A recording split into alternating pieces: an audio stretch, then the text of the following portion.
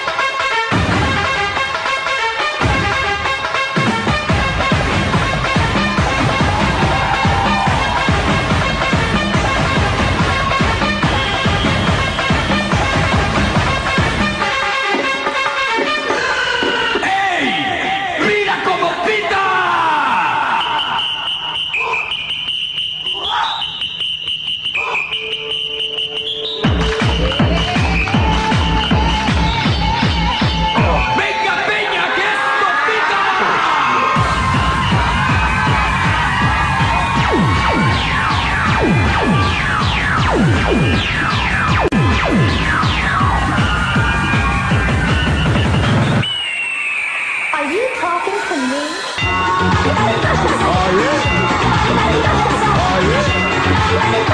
Let's remix it. Oh my God!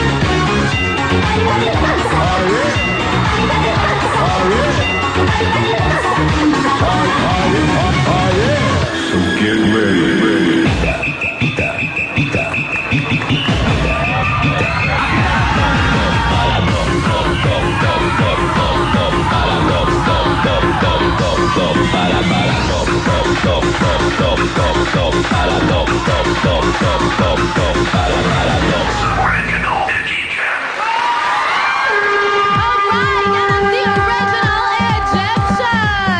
Natuwa ko doon sa bata. Bakit po? Kasi para sumakay lang siya ng rides. Pero siya yung ride. Tsaka tawagin natin si Kuya. Kuya, halika rito. Eto nga eh. Nako! Daming fans eh. Ang Eto. daming fan! At kung i-remake ba ang Machete, sino ang gusto mong kapartner? Si Osang o si Vice Ganda? Si Vice Ganda na lang po. Sige, sige. Bakit? Sige, tanungin natin. Bakit? Bakit si Vice Ganda ang gusto mo makapareha? Kasi alam ko, pag si Vice ang nagdala ng isang program kasi hindi lang siya puro drama eh. Kumbaga masaya talaga. Sige, mamaya, alamin natin kay Vice kung ano yung sagot niya. No. Okay, Kuya Kim, pasok! Banda People! Ito ang isa sa mga kalahok natin, isang mami. Ang mami ay halos salitang Arabiko na mumia na ang ibig sabihin ay bitumen. Ang bitumen ay isang mineral na ginagamit sa Egypto na pang-embalsamo ng patay. Okay, Banda People, ready na ba tayo? Ready na ba tayo dyan? Dito sa likod, ready na ba tayo, Banda People? Okay, score mo! Show mo! Iparinig natin ang ating mga tinig! Nagustuhan ang ating mga bandang people. Itong ating mga kalahok ngayon dito sa harapan. Meron dalawang nag-score ng 10 at... Alam mo, alika, tayo ka dito. Alam mo, kanina ka napapansin ni Bong, sabi ni Bong, Kim, kunin mo naman yung madlang people niyo kasi ang ganda-ganda niya. Ano? Hindi, kamukha siya ni Krista Moreno. Kamukha ni, ano? Cristel. Oo, Moreno. Cristel Moreno. Kasama ko sa Betty. Ayan. Ayun. Artista ka ba? Hindi. Mag-aartista pa lang. Ayun. Mag-aartista ka pa lang. Ano? Teka muna. 10 ang score mo, no? Ano ba ang special talent mo? Dahil mahirap maging artista. Siyempre, marunong ka ba sumayaw, kumanta, umarte? Lahat pero dancing na lang. Oo, dancing na lang, gusto mo dancing. magsayaw. Okay. Ay, gusto mo isayaw mo yung gis mo? Okay? Sige, anong music? Mabilis? Mabagal? Ano? Teka, Kuya Kim, pwede Ano, mo ma-request? ano? Sasayaw siya, pwede pares ka-partner mo siya? Ang dali-dali kong kausap. Okay, sige. Partner tayo, ha? Okay. O, sige. Kobo. Ikaw, ha? 5, 6, 7, 8.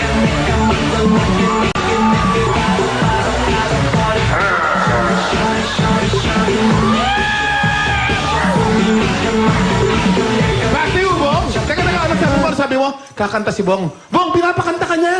Nakata ko. Wala mo. Kuya Kim, malakas ka sa akin eh. Okay, okay. 5, 6, 7, 8. Only you. Okay. Salamat sa inyo guys. Ito na, di ba orado ulit? Dimples. Isiyan ko na lang para maraming masabi si Vice sinabit. Alam mo, I have to tell you, medyo bagot nung simula, pero hallelujah at lumabas ka, kuya. In fairness sa'yo, ikaw ang saving grace ng grupong ito. Dahil sa tagal ko dito, kuya, nakita ko na tong Egyptian na to, nakita Correct. ko nang may mga gold paint, pero hindi ko pa nakitang may kasamang gwapong ganito. Oh. At dahil I'm sure, pati yung mga mommies at mga dalaga sa mga bahay nila tuwang-tuwa dahil nakita ka, etong score ko sa inyo.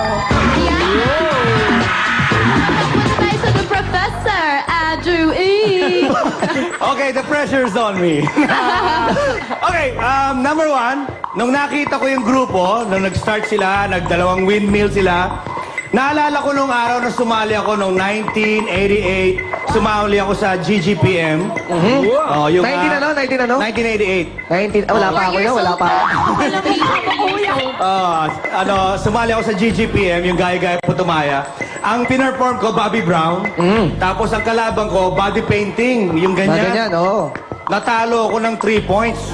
Kaya naalala ko ngayon, na-overwhelmed na naman ako dahil nakita ko na naman sila. Talagang humahanga ako. Mahirap yan kasi mainit yan eh. Mainit yan. tanggalin, mahirap Mainit tanggalin yan. din. Kaya commended ka dyan. Comment. Okay, at alam niyo mga kaibigan, kung ako, excited ako mag-judge rito, ang tao at ang buong madla at buong nasyon ay naghihintay sa komento ni Vice Ganda. So, hindi ko na siya pangungunahan, but probably, ang score niya, probably, your guess is as good as mine. Miss Rosana Rosa. Sino yung nag-intro?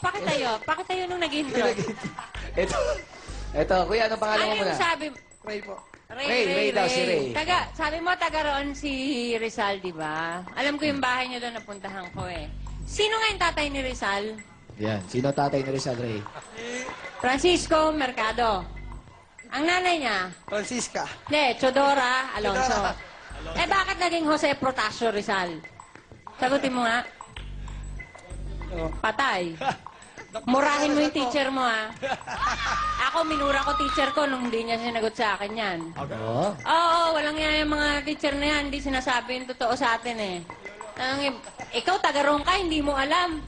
Kayo, mga kabataan, huwag kayong makukontento sa itinuturo ng libro at ng teacher. Magtatanong po kayo, hindi masama iyon. Oo, dahil ang mga teacher, they were just repeaters. Tinuturo nila kung anong naturo sa kanila. Hindi na nila itinuturo kung anong gustong malaman ng mga bata. Yan. San trivia para sa iyo. Hanapin mo, i-Wikipedia mo, malalaman mo kung bakit. At dahil sinabi ni Pepe na may mami kayo kahit mukhang siopaw, pero nag-text sa akin, sinerchan ko ng BDO Commonwealth. Imagine, pati bangko, nakatutok po sa atin ngayon.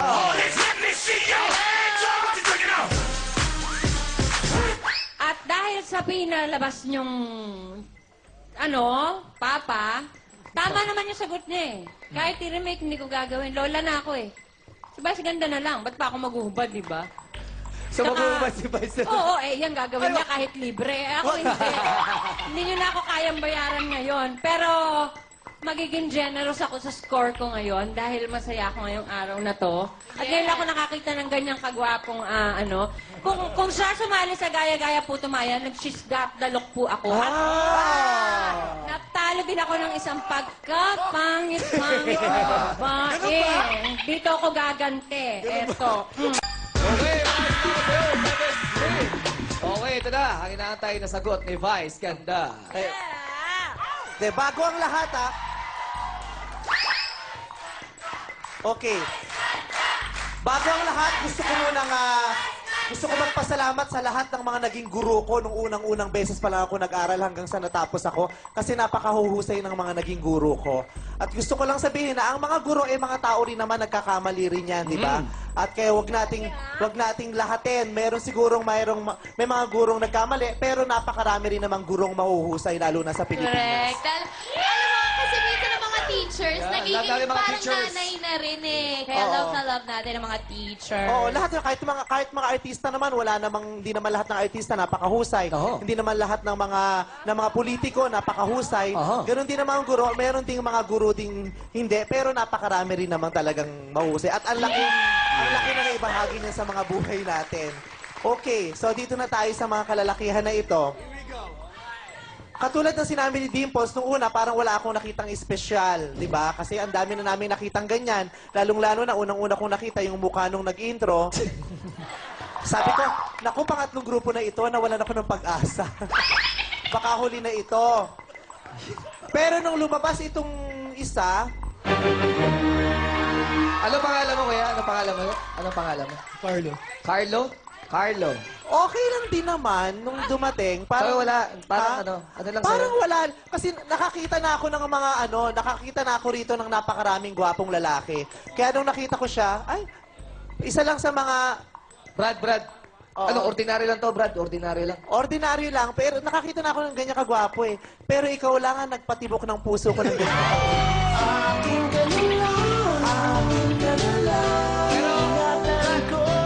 Hindi mo ba sinasagot yung tanong eh? Ikaw daw gusto niya maging leading lady kung sakaling magagawin. I-remake niya yung Machete. Bago mo i-remake yung Machete, sumama ka muna sa pelikula kung gagawin ni Direk Wen sa Viva Films. Yeah. Yeah? Ka-text ko si Direk Wen, sabi isasama natin yan si pelikula. Oo. Ang gwapo eh, oh. Pero gwapo rin naman yung nag-intro, baka naman mawalan ka ng pag-asa. Tumayo ka, tabihan mo si Ann Curtis. Ayan, Oh. ayan, ayan. Oh. Yung pangalan ng gwapo, Carlo. Ikaw? Ray. Ray po. Ray! Taray! Si Carlo. Si Carlo ang gwapo, oh. Pang PBB yung kagwapuhan niya, no? Carlo, Pwede. kung ipapasok kita sa PBB, okay lang ba sa'yo? Opo. Talaga? Ikaw, Ray, kung ipapasok kita sa kulungan, okay lang ba sa'yo?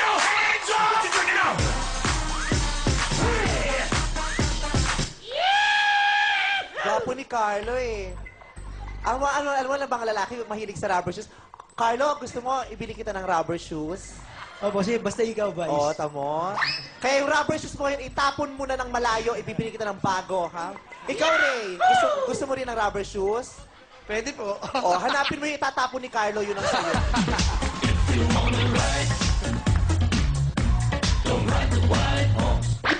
Hindi ko masyadong feel. Please, daw pinigay ni Vice. Maraming salamat sa ating mga rados.